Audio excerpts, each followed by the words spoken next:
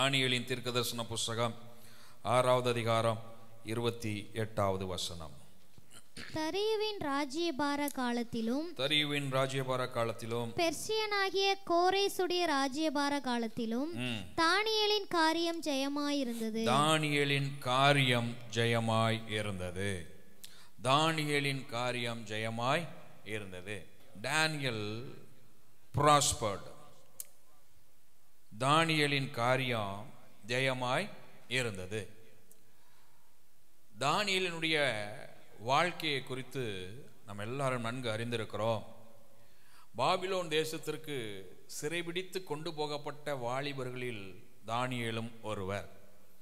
இந்த தானியேல் பாபிலோன் தேசத்தில் போய் அங்கு ஒரு உயர்ந்த பதவி ஸ்தானம் இது மாதிரியான ஒரு தகுதியில் அவர் அமர வைக்கப்படுகிறார்.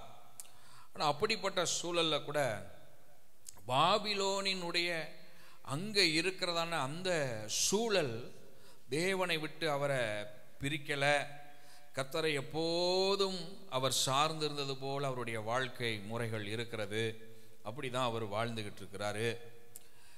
இந்த மாதிரி ஒரு சூழல்ல தான் சிலர் தானியேலினுடைய உயர்வை பிடிக்காத சிலர், தானியேலினுடைய மேன்மையை ஏற்றுக்கொள்ள முடியாத சிலர் தானியேலை எந்த காரியத்தில் குற்றம் கண்டுபிடிப்பது என்று அவர்கள் யோசிக்கிறார்கள்.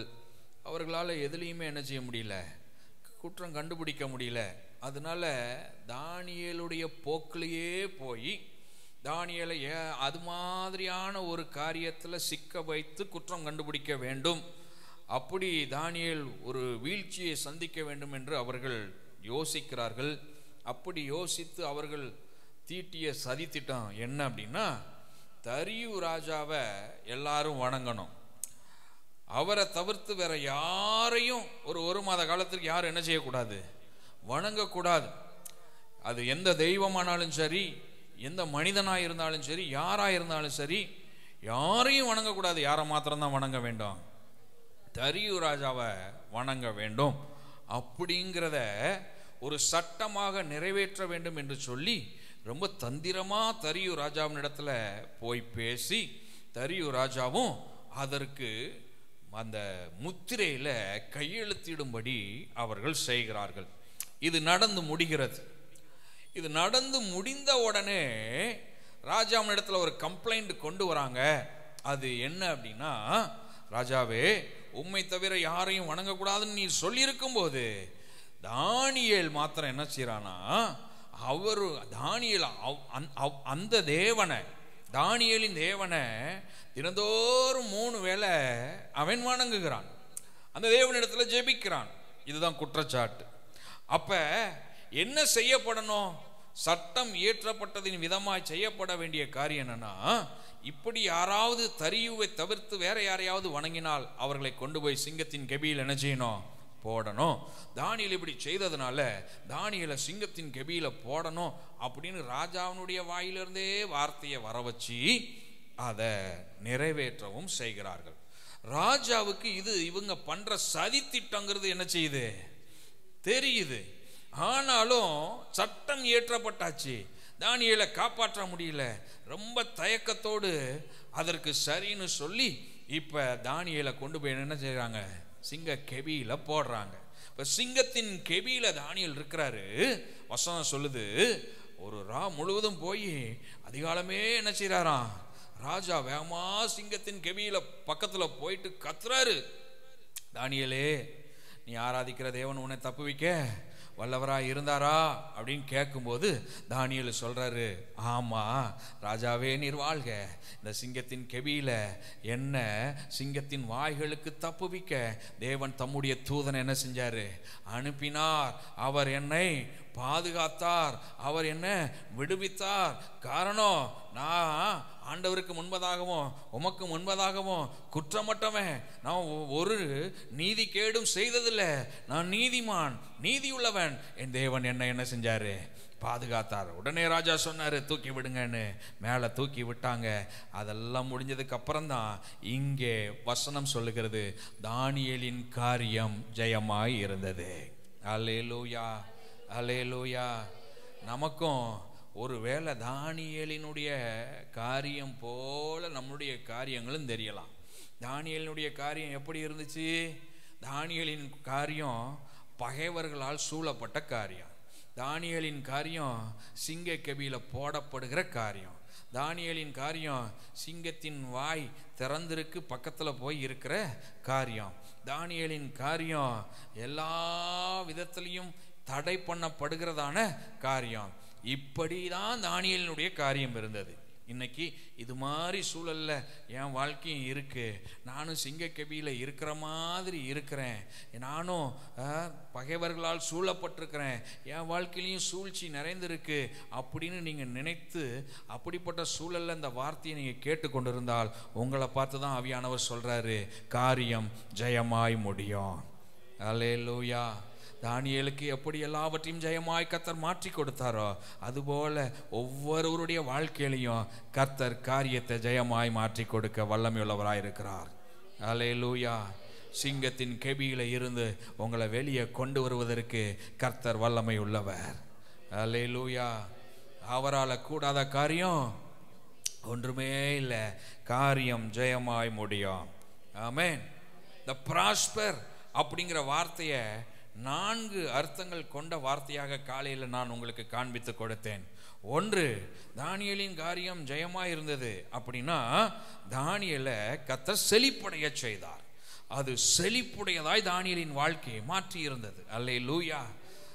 நம்ம வாழ்க்கையில இருக்கிற தரித்திரம் நீங்கி நம்ம வாழ்க்கையில இருக்கிறதான அந்த ஒண்ணுமே இல்லைங்கிற சூழல்லாம் மாற்றப்பட்டு கர்த்தர் நம்மளை செழிப்புடையவர்களாய் வாழ வைப்பார். அல்லேலூயா. ரெண்டாவது பார்த்தோம், வெற்றி பெறுதல்.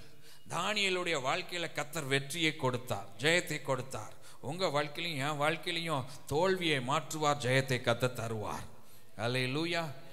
ஆமா, என்ன தோல்வியா இருந்தாலும் கர்த்தர் மாற்றுகிற காலத்துல வந்திருக்கிறோம். கர்த்தர் ஜெயமாய் நம்மளை மாற்றி வாழ வைப்பார். அல்லேலூயா. இது வரைக்கும் தோத்துட்டேன் தோல்வியை சந்திச்சிட்டேன்னு நீங்க நினைச்சிட்டு இருந்தீங்கன்னா இப்ப ஆண்டவர் சொல்றாரு, வெற்றி உண்டு, ஜெயம் உண்டு. தானியேலின் காரியம் ஜெயமாய் முடிந்தது போல நம்முடைய காரியமும் ஜெயமாய் முடியும். அல்லேலூயா. நம்ம ஏறெடுக்கிற முயற்சிகள் ஜெயமாய் முடியும். நம்ம பிரயாசப்படுறோம்ல, அது ஜெயமாய் முடியும். கர்த்தரே அதை செய்வார். ஆமென். மூன்றாவது பார்த்தோம், முன்னேற்றம் அடைதல்.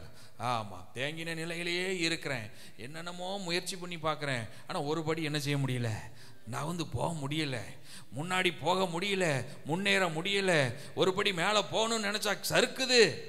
ஆண்டவர் சொல்றாரு, அது முடிஞ்சு போச்சு.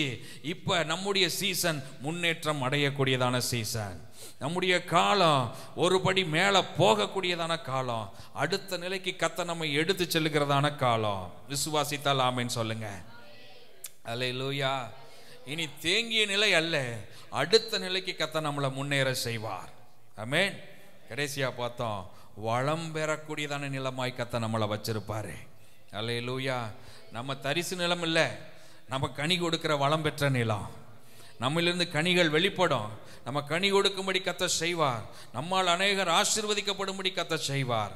நம்மளை வளமுடையவர்களாய் கர்த்தர் வாழ வைப்பார். அல்லேலூயா. இப்படித்தான் தானியேலை கர்த்தர் ஆசீர்வதித்திருந்தார். இப்படித்தான் தானியேலின் காரியம் ஜெயமாய் இருந்தது. அப்படி நம்ம ஒவ்வொருவருடைய வாழ்க்கையும் கர்த்தர் ஆசீர்வதிப்பார். நம்முடைய காரியம் ஜெயமாய் இருக்கும். அல்லேலூயா, அல்லேலூயா. தானியேலின் காரியம் ஜெயமாய் இருந்தது. காரணம் என்ன? அடுத்ததான் நம்ம கேட்க போகிற சத்தியம் அதுதான். தானியேலின் காரியம் ஜெயமாய் இருந்தது. கர்த்தருடைய வார்த்தை அப்படிதான் சொல்லுது. அப்ப அதுக்கு காரணம் இருக்கும்ல.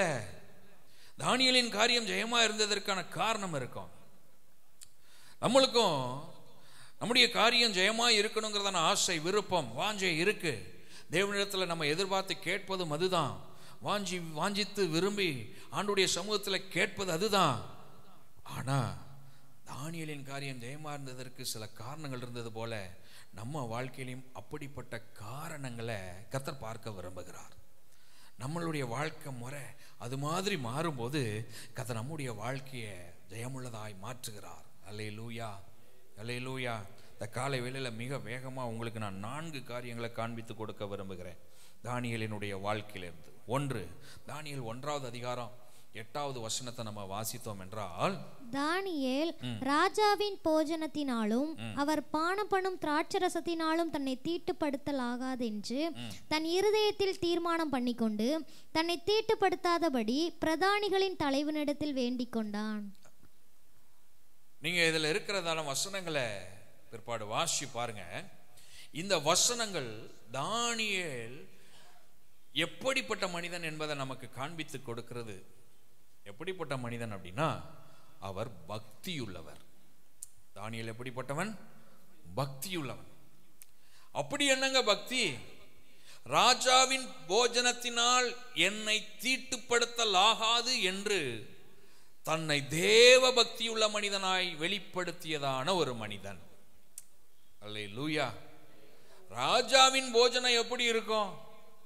யாராவது ராஜாவின் போஜனம் வேண்டான்னு சொல்லுவாங்களா? சொல்லுங்க. ராஜாவின் போஜனம் வேண்டான்னு எந்த மனுஷனாவது சொல்லுவானா? அநேகருடைய கனவு ராஜாவின் போஜனம். அநேகர் பல நாள் ஆசைப்பட்டது ராஜாவின் போஜனம். அநேகர் எப்பயாவது வாழ்க்கையில ஒரு முறை அந்த ராஜாவின் போஜனம் எனக்கு கிடைச்சிராதான்னு காத்திருந்திருப்பாங்க. அப்படிப்பட்டதான ராஜாவின் போஜனத்தினால் என்னை தீட்டுப்படுத்தலாகாது என்று ஒருவன் நின்னான்னா அது தானியேல் தான். அல்லேலூயா. ஏன்? அங்க தானியேலுக்கு தேவ பக்தி தான் பெருசா தெரிஞ்சது. அங்க தன்னை பக்தி உள்ளவனாய் நிறுத்த வேண்டும் என்பதுதான் பெருசா தெரிஞ்சது. ராஜாவின் போஜனத்தை பார்க்கலாம். ராஜாவின் போஜனம் அது எத்தனை விலையேற பெற்றதாய் பார்வையில பட்டாலும் அதை காட்டிலும் விலையேற பெற்றது தேவ பக்தி. என்னை தேவனுக்கு முன்பதாய் தீட்டுப்படாத மனிதனாய் நான் நிறுத்த வேண்டுமே, அந்த தேவ பக்தி தான் எனக்கு பிரதானமானது என்று சொல்லி அந்த போஜனத்தை வேண்டாம் என்று உதறியவன் இந்த தானியேல். அல்லேலூயா. அப்ப தானியேலின் காரியம் ஜெயமா இருந்தது. காரணம், தானியேல் பக்தியுள்ள மனிதன். உலகத்தை நமக்குள்ள கொண்டு வந்து உலக காரியங்களால் நம்மை நாம் தீட்டுப்படுத்த கூடாதுன்னு தேவன் விரும்புகிறார். ஆமென். நம்ம வாழ்க்கையில உலகம் வரக்கூடாது. நம்ம வாழ்க்கையில ராஜாவின் போஜனம் எத்தனை பெருசா தெரிஞ்சாலும் அந்த உலக சிற்றின்பமாகிய ராஜாவின் போஜனத்தினால் நம்மை நாம் தீட்டுப்படுத்தலாகாது என்பதுதான் தேவனுடைய சித்தம். அதைத்தான் தேவன் நம்மிடத்தில் எதிர்பார்க்கிறார். இன்னைக்கு அநேக நேரங்களில் கொஞ்சம் கொஞ்சமா ராஜாவின் போஜனம் நமக்குள்ள வந்துருது. வந்து வந்து வந்து பரவாயில்ல, இது பரவாயில்ல, இது பரவாயில்ல, இது பரவாயில்லன்னு இந்த வேர்ல்டு லைஃபோட உலக வாழ்க்கையோட கொஞ்சம் கொஞ்சமா ஆண்டுடைய பிள்ளைகள் காம்ப்ரமைஸ் பண்ணி ராஜாவின் போஜனத்தை உட்கொள்ளுகிற ஆட்களாய் மாறிட்டோம். தேவ பக்தி எங்க போச்சுன்னு தெரியல. ஆண்டவர் நம்மோடு கூட பேசுறாரு. அது நமக்கு வேண்டாம், அது நம்மை தீட்டுப்படுத்தி விடும். நாம தேவ பக்தி உள்ளவர்கள் என்பதை நிலைநிறுத்தினால் போதும். அல்லேலூயா, அல்லேலூயா. இது ஜெயமாய் இருக்க வேண்டிய காலம். ஜெயமாய் கர்த்தர் நம்மளை வாழ வைக்க விரும்புகிற காலம். இப்ப நம்ம தீட்டுப்படுவதற்கு நம்மளை விட்டு கொடுத்துடக்கூடாது. தேவ பக்தி உள்ளவர்களாய் தேவனுக்கு முன்பதாய் நிறுத்த வேண்டும். கரமுயர்த்தி ஒரு ஆமென் சொல்லுங்க பார்க்கலாம். அல்லேலூயா, அல்லேலூயா. ரெண்டாவது தானியேல் 6வது அதிகாரம் 10வது வசனத்தை நம்ம வாசிச்சோம்னா, தானியேலோவென்றால் அந்த பத்திரத்துக்கு கையெழுத்து வைக்கப்பட்டதென்று அறிந்த போதிலும் தன் வீட்டுக்குள்ளே போய் தன் மேல் அறையிலே எருசலேமுக்கு நேராக பலகணிகள் திறந்திருக்க அங்கே தான் முன் செய்து வந்தபடியே தினம் 3 வேளையும் தன் தேவனுக்கு முன்பாக முழங்கால் படியிட்டு ஜெபம் பண்ணி ஸ்தோத்திரம் செலுத்தினான். அல்லேலூயா. தானியேல் ஜெபிக்கிறவன். தானியேலின் காரியம் ஜெயமா இருந்தது. காரணம், தானியேல் ஜெபிக்கிறவன். ஜெபிக்கிற பிள்ளைகளுடைய காரியம் ஜெயமாய் முடியும். அல்லேலூயா. ஆம், ஜெப வாழ்க்கை ரொம்ப அவசியம். ஜெபிக்கிறவர்களாய் இருந்தா கர்த்தர் நம்ம வாழ்க்கையில ஜெயம் தருவார். ஆமென். இன்னைக்கு ஜெபத்துக்கு அனுகூலமான சூழலை தேடுகிறோம். ஃப்ரைடே முன்னிரவு ஜெபத்துல இந்த வார்த்தைகளை கொஞ்சம் நான் ஜெபம் நடத்தும் போது சொன்னேன். அனுகூலமான சூழல் இருந்தா நான் ஜெபிப்பேன். புரியுதா உங்களுக்கு? எனக்கு எல்லாமே எப்படி இருக்கணும்? சூழல் எல்லாம் அனுகூலமாக இருக்கணும், எனக்கு ஏற்ற மாதிரி சாதகமாக இருக்கணும். அப்படி சாதகமாக அனுகூலமாக இருந்தால் நான் ஜெபிப்பேன். புரியுதா உங்களுக்கு? காலையில் 6 மணிக்கு ஜெபம் பாஸ்ட் வச்சார்னா, ஐயோ எனக்கு அது அனுகூலமற்ற சூழல், நான் அப்போ தான் ஆஃபீஸ்க்கெலாம் கிளம்பிட்டு இருப்பேன், என்னால் வர முடியாது. அப்படியா? தானியேல் அப்படி தான் ஜெபம் பண்ணாரா? தானியேலின் ஜெபம் அப்படி அல்ல. சூழல் எதுவும் சாதகமாகவே இல்லை, அனுகூலமான எதுவுமே இல்லாத நேரத்தில் தான் எப்போதும் செய்வது போல ஜெபம் செய்தாராம். அல்லேலூயா. அப்ப அனுகூலமான சூழலை பார்த்து பார்த்து ஜெபிக்கிற ஆளா நம்ம இருக்கக்கூடாது. மாறாக எல்லா சூழலிலும் எல்லா நேரத்திலும் ஜெபிக்கிற ஜெப வீரனாய் மாறிவிட வேண்டும். அல்லேலூயா. வசனம் ரொம்ப தெளிவா சொல்லுது, முன்னாடி என்ன செஞ்சாரோ அதே தான் இப்பயும். அனுகூலமான சூழல் இருந்த போது 3 வேளை ஜெபித்தார். இப்ப அனுகூலம் இல்லாத சூழல், அப்போதும் அதே போல 3 வேளை ஜெபித்தார். அப்படி ஜெபித்த தானியேலின் காரியம் ஜெயமாய் இருந்தது. அல்லேலூயா. இன்னைக்கு இந்த சத்தியத்தை கேட்கிற இந்த இடத்துல உட்கார்ந்திருக்கிற நம்ம ஒவ்வொருவரும் அப்படி ஜெபிப்பதற்கு நம்மளை அர்ப்பணிச்சிட்டோம்னா, அப்படிப்பட்ட ஜெப வீரர்களாய் வீராங்கனையா மாறிட்டோம்னா நம்ம காரியம் ஜெயமாய் முடியும். கர்த்தர் நம்ம வாழ்க்கையில ஜெயத்தை தருவார். அல்லேலூயா. அடுத்து தானியேல் 6வது அதிகாரம் 16வது வசனத்தை நம்ம வாசிச்சோம் அப்படின்னா, அப்பொழுது ராஜா கட்டளையிட அவர்கள் தானியேலை கொண்டு வந்து அவனை சிங்கங்களின் கெபியிலே போட்டார்கள். ராஜா தானியேலை நோக்கி, நீ இடைவிடாமல் ஆராதிக்கிற உன் தேவன் உன்னை தப்புவிப்பார் என்றான். ராஜா தானியேலை பார்த்து சொன்ன வார்த்தை, நீ இடைவிடாமல் ஆராதிக்கிற உன் தேவன் உன்னை தப்புவிப்பார். இதுல இருந்து நான் தெரிஞ்சுக்கிட்டது என்ன அப்படின்னா, தானியேலின் காரியம் ஜெயமா இருந்தது. காரணம், தானியேல் விசுவாசிக்கிறவன். தானியேல் எந்த அளவுக்கு தேவன் மேல விசுவாசம் வச்சிருந்தார்னா, ராஜா தானியேலை பார்த்து சொல்றாரு, நீ ஆராதிக்கிற தேவன் உன்னை தப்புவிப்பார். தானியேலுக்குள்ள இருந்ததான அந்த விசுவாசத்தினுடைய வெளிப்பாடு ராஜாவின் வாயில கன்ஃபஷனா வருது. எத்தனை பேர் புரிஞ்சுக்கிட்டீங்க? அல்லேலூயா. தானியேலுக்குள்ள இருந்ததான தேவன் மீது இருந்ததான அந்த விசுவாசம் தரியு ராஜாவினுடைய வாயில கன்ஃபஷனா வெளியே வருதுங்க. என்ன சொல்றாரு? நீ ஆராதிக்கிற தேவன் உன்னை என்ன செய்வாரு? தப்புவிப்பார். அல்லேலூயா. அப்படிப்பட்டதான ஒரு விசுவாச வீரன் தானியேல். இன்னைக்கு கர்த்தர் நம்மிடத்தில் அப்படிப்பட்ட விசுவாசத்தை எதிர்பார்க்கிறார். அல்லேலூயா. அல்லேலூயா. ஆமா, விசுவாசத்துல ஆண்டவர் மேல விசுவாசம் வச்சிட்டோம்னா வச்சது தான். ஆமா, நான் நினைக்கிறேன் இந்த பர்சன்டேஜினுடைய ஒரு ஒரு ஒரு அந்த கிளைமேக்ஸ் லெவல் அப்படிங்கிறது 100%. அப்படி தானே? அப்போ நம்ம விசுவாசங்கிறது 100% இருக்கணும். ஆமென். ஆண்டவர் மேலே எனக்கு ஒரு 80% இருக்கு பாஸ்டர், இன்னும் ஒரு 20%, 100%. அல்லேலூயா. 100%. ஆண்டவர் எனக்கு செய்வாரா? செய்வார். 100% விசுவாசிக்கணும். நம்ம பிரச்சனைகள் இருக்கு பாருங்க, நம்ம போராட்டங்கள் இருக்கு பாருங்க, அது எல்லாவற்றை பார்க்கலாம் இயேசு பெரியவர். அல்லேலூயா. அதனால தான் வசனம் சொல்லுது, மலைகள் விலகி போகும், பர்வதங்கள் நிலை பெயர்ந்து போகும், ஆனால் அவருடைய கிருபை உன்னை விட்டு விலகவே விலகாது. அல்லேலூயா.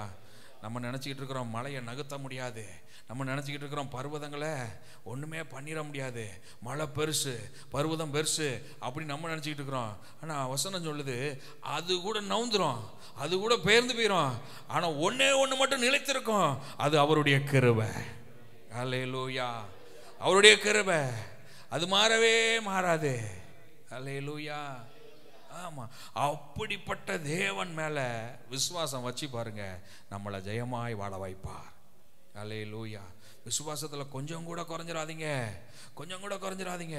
நம்முடைய விசுவாசத்தை குறைப்பதற்கு சத்ருவானவன் என்னென்னமோலாம் பண்ணி பார்ப்பான். அப்போதெல்லாம் சொல்லுங்க, இயேசுவின் நாமத்தினால போ பிசாசே, நான் என் ஆண்டவர் மேல நம்பிக்கை வச்சிருக்கிறேன், அவரை நான் விசுவாசிக்கிறேன், நான் விசுவாசிக்கிறவர் இன்னார் என்பதை அறிந்திருக்கிறேன், அவர் வல்லமை உள்ளவர். அல்லேலூயா. இந்த உலகத்தில் இருப்பவனிலும் எனக்குள் இருக்கிற இயேசு பெரியவர். சொல்லி பாருங்க, அப்படி விசுவாசிச்சு பாருங்க, அவர் உங்க வாழ்க்கையை மாற்றுவார், ஜெயமாய் வாழ வைப்பார். அல்லேலூயா. அல்லேலூயா. தானியேல் 6:22 நம்ம வாசிச்சோம்னா அங்க சொல்லியிருக்கு, சிங்கங்கள் என்னை சேதப்படுத்தாதபடிக்கு தேவன் தம்முடைய தூதனை அனுப்பி அவைகளின் வாயை கட்டி போட்டார். தானியேல் சொல்றாரு. 16வது வசனத்துல ராஜா சொல்றாரு, உன்னை தேவன் தப்புவிப்பார்னு சொல்றாரு. 22வது வசனத்துல தானியேல் சொல்றாரு, என்னை தேவன் தப்புவித்தார். ஆமென், அல்லேலூயா. அப்ப விசுவாசிச்சா கர்த்தர் தப்புவிப்பார். கடைசியா தானியேல் 6:22 சொல்லி இருக்கு, சிங்கங்கள் என்னை சேதப்படுத்தாதபடிக்கு தேவன் தம்முடைய தூதனை அனுப்பி அவைகளின் வாயை கட்டி போட்டார். அதேனென்றால் அவருக்கு முன்பாக நான் குற்றமற்றவனாய் காணப்பட்டேன், ராஜாவாகிய உமக்கு முன்பாகவும் நான் நீதிகேடு செய்ததில்லை என்றான். குற்றமற்றவனாய் காணப்பட்டேன், ராஜாவுக்கு முன்னாடியும் நான் நீதிகேடு செய்தது இல்லை. நமக்கு இதுல இருந்து தெரிவது என்னன்னா, இந்த தானியேல் நீதியுள்ளவன். அல்லேலூயா. எத்தனை துன்பம் வந்தாலும், எத்தனை போராட்டம் வந்தாலும், எத்தனை பிரச்சனைகள், எத்தனை சூழல் நமக்கு சாதகமற்றதா இருந்தாலும், கர்த்தர் நம்மிடத்தில் எதிர்பார்ப்பது நீதியுள்ளவர்களாய் வாழுங்கள். அல்லேலூயா. தானியேல் நினைச்சிருந்தா நீதிகேடு செஞ்சிருக்க முடியுமா? முடியாதா? முடியுங்க. ராஜாவுக்கு விரோதமா நீதிகேடு செஞ்சிருக்கலாம்ல, செஞ்சிருக்கலாமே. இவ்வளவு பெரிய தண்டனைக்கெல்லாம் ஆளாவே ஆயிருக்க மாட்டாரு. ராஜா நிறைய பொறுப்பெல்லாம் கொடுத்து வச்சிருந்தாரு. நல்ல பொறுப்புல இருக்கிறவர். இவரை குறித்து கம்ப்ளைண்ட் பண்ணவங்களாம் இவருக்கு கீழே இருந்த ஆட்கள் தான். அப்ப நீதிகேடு செய்யணும்னு நினைச்சிருந்தா கீழே இருந்த ஆட்களையே காலி பண்ணியிருக்கலாம் அந்த தானியேல். எவன் கம்ப்ளைண்ட் பண்ணானோ அவனையும் என்ன செஞ்சிருக்கலாம்? காலி பண்ணியிருக்கலாம். ஆனா அதை செய்யலைங்க. நீதியுள்ளவனாய் வாழ விரும்பினார். அல்லேலூயா. ஆமா, கர்த்தருக்கு முன்பதாகவும் குற்றமற்றவன், ராஜாவுக்கு முன்பதாகவும் நீதியுள்ளவன். அல்லேலூயா. கர்த்தர் நம்மளை அப்படி வாழும்படி எதிர்பார்க்கிறார். தேவனுக்கு முன்பதாகவும் நீதி, மனிதர்களுக்கு முன்பதாகவும் நீதி. அப்படி வாழ்ந்து பாருங்க, காரியம் ஜெயமாயிருக்கும். அல்லேலூயா, அல்லேலூயா. தானியேலின் காரியம் ஜெயமாயிருந்தது. காரணம் தானியேல் பக்தியுள்ளவன், காரணம் தானியேல் ஜெபிக்கிறவன், காரணம் தானியேல் விசுவாசிக்கிறவன், காரணம் தானியேல் நீதியுள்ளவன். அப்படிப்பட்ட தானியேலின் காரியத்தை ஜெயமாய் முடிய பண்ணின கர்த்தர் இன்னைக்கு நாமும் இது போல வாழும்போது நம்முடைய காரியமும் ஜெயமாய் முடியும்.